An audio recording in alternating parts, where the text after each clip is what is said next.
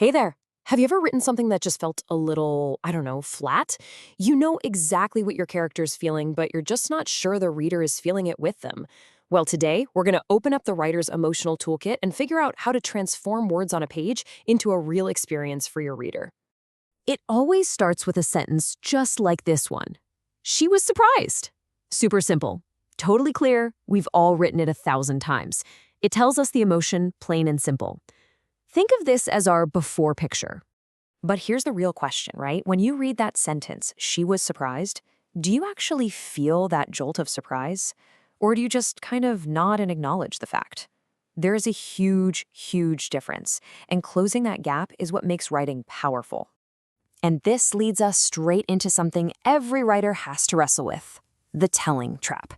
It's so easy to fall into, where we just state how a character feels and hope that the reader kind of gets on board. The thing is, when you don't have enough description, or if you're just using basic words like happy or very sad, it can honestly tank an otherwise amazing story.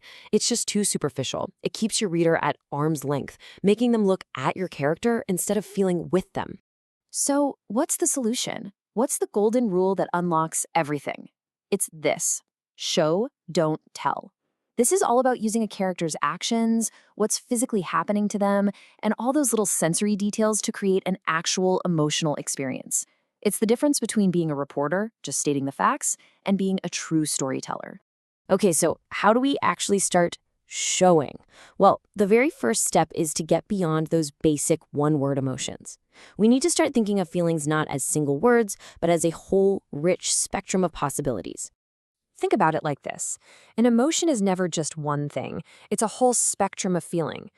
Just like there are tons of shades of green, from mint to forest to lime, there are countless shades of any feeling you can imagine.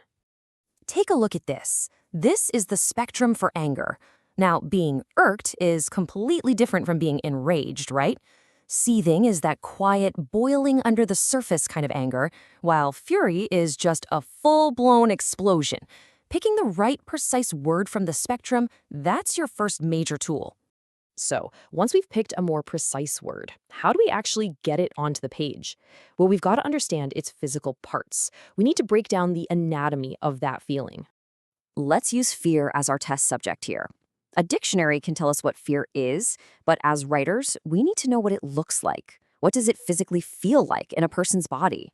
This table right here, this is basically a writer's cheat sheet. It's brilliant. It shows you all the physical evidence of fear. The body gets chilled, it shivers, the face goes pale, ashen even, the eyes widen, the voice starts to tremble, speech gets all broken and stammered. These are the details you can use to show us someone is afraid without ever having to say the word fear. And this is how you turn those raw ingredients into powerful description.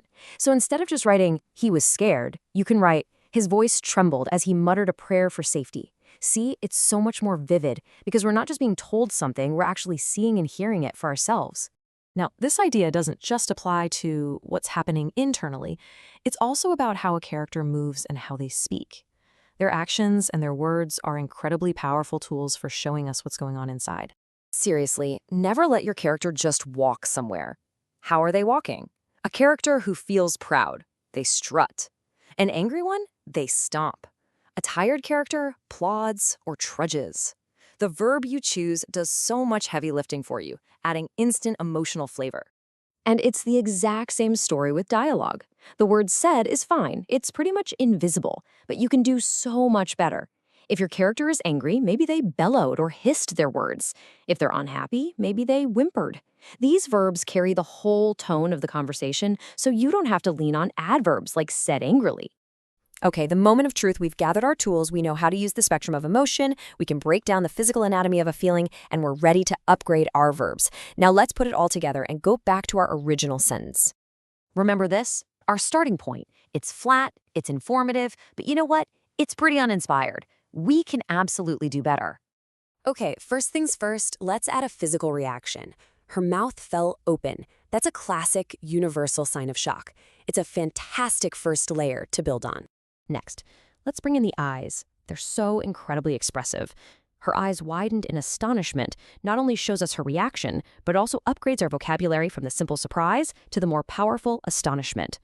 And for the final piece, let's add an audible reaction, a gasp. This brings another one of our senses into the scene. And that last part, unable to believe what she was seeing, gives us a little window into her thought process. It really completes the whole picture. And there you have it, the final result. I mean, just look at the difference. On the left, we have a fact. On the right, we have a moment.